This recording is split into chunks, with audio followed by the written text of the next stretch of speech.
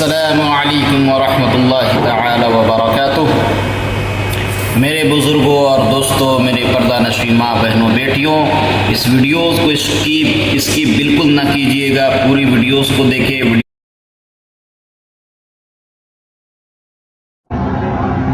اور فرمایا، آپ کا اندازِ بیان آپ دیکھیں، فرمایا کیا کہتے ہو، کیا کہتے ہو؟ میرا کان تو ڈھولک کی آواز سنتے سنتے بند ہو گیا۔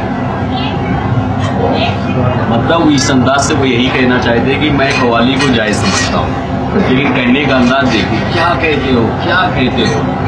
میرا کان ڈھول کی آواز سنتے سنتے بند ہو گیا۔ بہت اچھا، یہ دیکھیں، بہت اچھی بات۔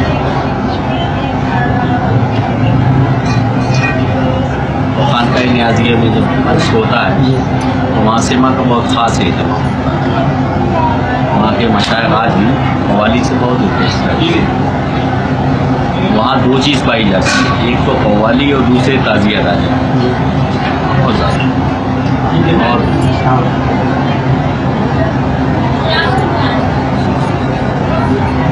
اور اصل میں کیا ان کے آباء و اجداد سے تعزیہ داری ہوتی آئی ہے۔ مشائخ کے اصول کو پوری کوئی طرح وہ چیز ان کے وہاں پہلے ہی سے ہوتی ہے۔ تعزیہ داری پر جو حضرت شاہ نیاز بینیاز رحمۃ اللہ علیہ کا جو نظریہ ہے، ہم لوگ بھی اسی کو مانتے ہیں اور سبھی صوفی اسی بات کو مانتے ہیں۔ تعزیہ داری کے تعلق سے آپ سے پوچھا گیا کہ حضور تعزیہ داری کیا ہے؟ آپ نے جواب عنایت فرمایا کہ اگر تم تعزیہ شریف بناتے ہو تو میں منع نہیں کرتا، مجھ سے جہاں تک ہو سکے گا میں ادب کروں۔ تو ہم لوگ اسی چیز کو مانتے ہیں، ہم کبھی تعزیہ داری کے خلاف ہم تو تعزیہ داری کو ایمان سمجھتے ہیں۔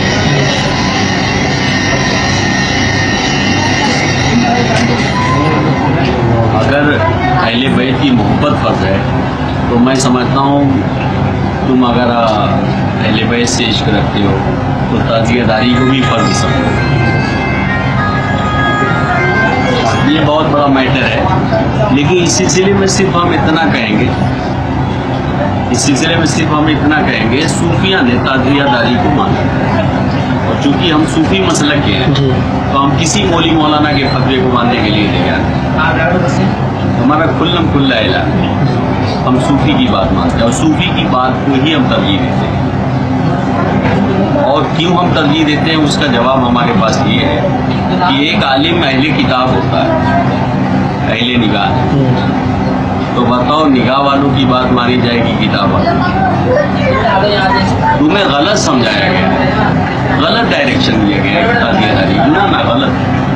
دوسری چیز یہ کہا جائے گا کہ عالم اہل علم ہوتا ہے، اہل مشاہدہ نہیں ہوتا۔ تو آپ بتائیے اہل مشاہدہ کی بات مانے کہ اہل علم کی؟ تو اس لیے میرا کھلم کھلا نظریہ، اگر کسی عالم کا فتویٰ ایک صوفی سے ٹکراتا ہے تو میں صوفی کو ترجیح دوں گا، عالم کی بات نہیں مانتا۔ کیوں؟ اس کی دلیل وہی ہے، وہ عالم اہل کتاب ہے، صوفی اہل نگاہ۔ عالم اہل علم ہوتا ہے، صوفی اہل مشاہدہ۔ تو اہل مشاہدہ پر اہل علم کو کبھی ترجیح نہیں دی جا سکتی، یہ تمہیں غلط سمجھایا جاتا ہے۔ یہ تمام اس کی ڈیٹیل صوفیہ کرام نے آپ تک پہنچائی ہے، لیکن وہ تمام باتوں کو چھپا کے رکھا ہے، اس لیے سیدھا سادہ مسلمان نہیں سمجھ پا رہا ہے۔ صحیح آپ سمجھ گئے، سارے بزرگوں نے اس بات کو تسلیم کیا ہے، کھلی بھی بات ہے، ہم محبت میں ایسا کرتے ہیں۔ ہم آپ سے ایک بات کہیں گے، ایک دھاگا ہوتا ہے، دھاگا، اس سے ٹوپی بناتے ہیں، صاحب ٹوپی بناتے ہیں، تو اس ٹوپی کا احترام سب کے لیے ضروری ہو گیا۔ کیا اس ٹوپی کو آپ پیر سے کچل سکتے ہیں؟ اور دھاگا وہی دھاگا ہے۔ اگر آپ کی ٹوپی کو کوئی پیر سے کچل دے تو تم لڑ جاؤ گے، بولو گے یہ کیا تمہارا طریقہ ہے کہ نہیں؟ لیکن اسی دھاگے سے موزہ بنایا گیا، تم خود اسی دھاگے کو اپنے پیر سے کچلتے ہو، اور اگر کوئی تمہارے موزے کو کچل بھی دے تو تم یہی کہو گے دھاگا وہی ہے۔ لیکن نسبت جب ٹوپی سے نسبت ہو گئی تو اس کا احترام آپ کرتے ہیں، موزے سے نسبت ہو گئی تو اس کا کوئی احترام نہیں۔ تو سبھی کو تو اب تعزیہ کی نسبت جب امام پاک سے ہو گئی، ایک بات آپ دیکھیں، کلام پاک ہے، کلام پاک کے اوپر ایک جلد رہتی ہے، تو اس جلد کو کیا آپ کلام پاک کہیں گے قرآن کے؟ قطعی وہ قرآن نہیں ہے، لیکن وہ جلد لگی ہوئی ہے۔ اب کوئی کلام پاک کی تلاوت بھی کرنا چاہتا ہے تو سب سے پہلے اس جلد کو چنتے ہیں، صرف نسبت ہو گئی تو اتنا بڑا ہے۔ تو بتائیے امام پاک سے اتنی بڑی نسبت تعزیہ سے ہے، اس کا احترام ہمارے لیے نہیں ضروری ہے؟ تو یہی بات کھل گئی کہ اگر تم تعزیہ شریف بناتے ہو تو ہم منع نہیں کریں گے، ہم سے جہاں تک ہو سکے گا ہم مدد کریں۔ تو ادب کا تصور آ گیا۔ دیکھیں اینٹ ہے، اسی اینٹ کو آپ اپنے گھر میں لگاتے ہیں، کوئی وقار اس کا نہیں، اس کی کوئی شان ہے؟ وہی اینٹ جو ہے آپ بزرگوں کے درگاہ شریف میں لگاتے ہیں، دیکھیے اس کا ادب آپ کے لیے، مسجد میں لگاتے ہیں اس کا ادب ضرور۔ تو ہر چیز اپنی نسبت سے ممتاز ہوتی ہے۔ تو جب یہ بات واضح ہو گئی تب تعزیہ شریف کی نسبت امام پاک کی ذات پاک سے، تو اب اس کا احترام ہمارے لیے ضروری ہے۔ یہی سارے صوفیہ کا یہی خیال ہے، صوفیہ بالاتفاق تعزیہ داری کو درست سمجھتے ہیں۔ اب رہا عالموں کا گروہ، تو عالموں کا ایک گروپ تو مخالفت کرتا ہے، لیکن بے شمار عالموں نے تعزیہ داری کے سلسلے میں یہی بات کہی ہے کہ تعزیہ داری کرنی چاہیے۔ اب رہا یہ کہ آپ کے لیے مسئلہ کیا ہے، یہ تمام باتوں کو چونکہ چھپایا گیا نا تو آپ سچائی سمجھ نہیں پا رہے، اسی لیے میں بار بار کہتا ہوں تمہیں غلط سمجھایا گیا ہے۔ اگر آپ ریسرچ کرو گے تو آپ بالکل کلیئر ہو جائے گا۔ بے شمار علماء تعزیہ داری کے فیور میں گئے، بہت بڑے عالم تھے مولانا سید نعیم الدین مراد آبادی، جن کو صدر الافاضل کہہ کے پکارا جاتا، اور وہ علم کا سمندر تھے، اتنے بڑے عالم، ہم انہیں جانتے ہیں۔ اور قرآن کی تفسیر ان کی لکھی ہوئی ہے، تفسیر نعیمی، بہت مشہور کتاب، علم کا پہاڑ ہے، بہت علم کا پہاڑ ہے۔ تو ان کے تعلق سے ان کے بیٹے حنفی میاں لکھتے ہیں کہ میرے والد کے چندے سے ہمارے محلے میں تعزیہ داری ہوئی، اور آگے فرماتے ہیں کہ میں نے اپنے والد سے تعزیہ داری کے خلاف کبھی ایک لفظ بھی نہیں سنا۔ تو دیکھو یہ سب تو عالم ہے نا آپ کے سامنے کیا ہے۔ تو اس طرح سے اگر ہم دلائل آپ کے سامنے پیش کریں تو بے شمار عالم ہوتے تعزیہ داری کی تائید ہے۔ اب جب آپ کو بتایا نہیں جائے گا تو آپ کیا سمجھیں گے صحیح کیا ہے؟ لیکن ہمارا تو یہ کہنا ہے کہ صوفیہ کرام کی تائید ہمارے لیے کافی ہے، ہم زیادہ بحث نہیں چاہیں گے۔ یہ دلائل تو میں نے آپ کے لیے رکھا ہے کہ آپ کو سمجھانا، ہمارے لیے تو کافی اس چیز کو ہم مانتے ہیں۔ جو حضرت شاہ نیاز بابا کا جو فتویٰ، اس چیز کو ہم مانتے ہیں۔ لیکن ایک وارث پاک کی تعزیہ داری کا چرچا، مشکات الحقانی ایک کتاب ہے جو وارث پاک کے حالات زندگی پر لکھی گئی، تصوف پر لکھی گئی کتاب ہے۔ تو اس کا ایک میٹر یہ بھی مصنف نے تحریر کیا ہے۔ مصنف نے کہا، اس کی ہیڈ لائن ہے کہ وارث پاک کی تعزیہ داری، اس پر مصنف نے یہ ذکر کیا ہے کہ محرم شریف کی 9 تاریخ کو حضرت وارث پاک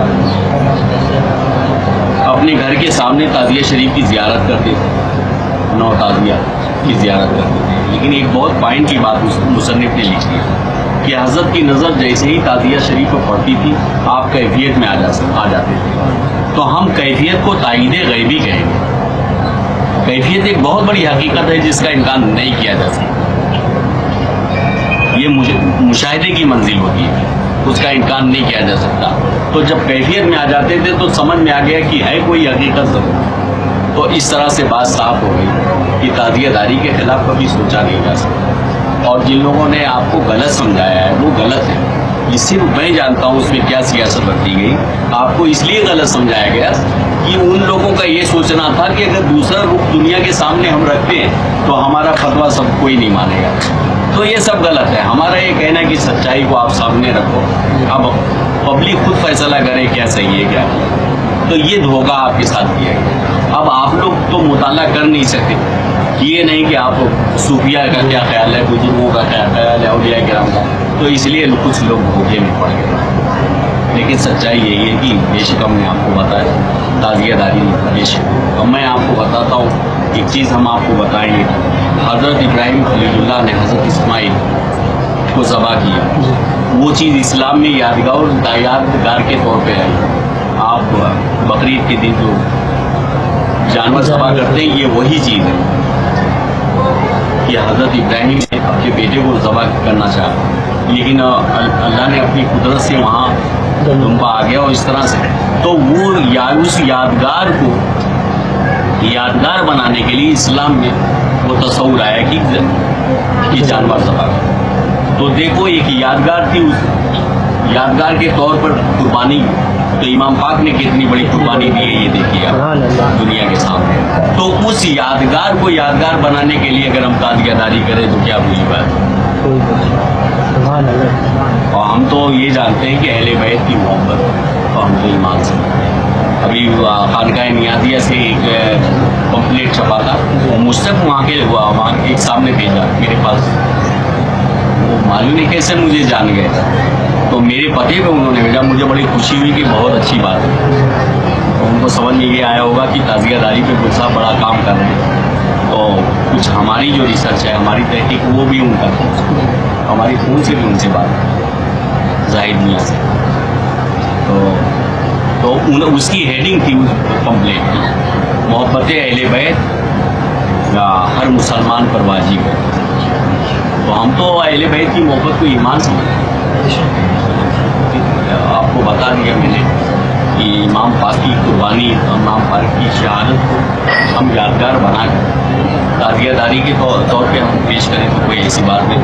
لیکن میرا کہنا ہے کہ یہ ہم ہی تھوڑے کہتے ہیں, علماء کے ایک بہت بڑا گروپ ہے جو اس بات کو ہم نے ایک آدھ مثال آپ کے سامنے. آپ نہیں جان سکیں گے. ایک بہت بڑے عالم تھے علم کا پہاڑ ہونے کے لیے سید غلام گیلانی میرے تھے. بہت بڑے عالم ہوئے اس کا شمار.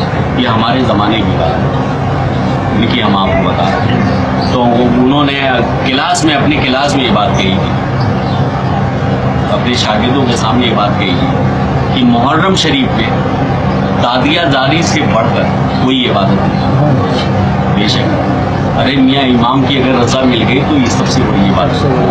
بالکل صحیح خیالات کی. ان کے ایک مرید صوفی عبد البشیر بھی, ان کا مزار اکبر بھی آپ کے پیلی بھی شریف میں. تو مولانا تھے پشاور سے آئے اور مرید ہوئے. تو تازیہ شریف اٹھی تو چونکہ پہلے مولانا مرید ہو چکے تھے. تو تازیہ شریف کو دیکھے تو تھوڑا بھاگنے لگے اور حضرت شیر میاں صاحب نے اسے دیکھ لیا. تو کہا کہ بشیر ادھر آؤ, بشیر ادھر آؤ, بشیر ادھر آؤ. پیر کا حکم تھا وہاں سے وہ واپس ہو. اور اس کے بعد حضرت نے فرمایا کہ یہ بشیر تازیہ شریف کی طرف دیکھو, تازیہ شریف کی طرف دیکھو. تو جب دیکھے تو آپ پر کیفیت تاری ہو اور دیکھتے دیکھتے یہ حال ہوا کہ بے ہوش ہو کے زمین پر گرے. کافی دیر کے بعد انہیں ہوش آیا. حضرت شیر میاں صاحب نے فرمایا اے بشیر پڑھائی لکھائی اور ہے, مولوی گیری ہو, یہ فقیری ہے. تو اس پر بشیر میاں نے کہا کہ سرکار آپ ایسی غلطی تو سرکار ایسی. تو ان سب حقائق کی روشنی میں تازیہ داری کا انکار کیسے کیا جا سکتا؟ تو صوفیہ نے اگر اس چیز کو مانا ہے تو اس میں کیا حقیقت ہے. وہ اہل مشاہدہ ہے, وہ اہل نظر ہے, تو وہ تو سارے جلووں کو دیکھ رہے ہیں. وہاں تو بینائی ہے, وہاں تو نور کی روشنی ہے, اور کیا ہے اس میں بہت سی بات ہے. اشرف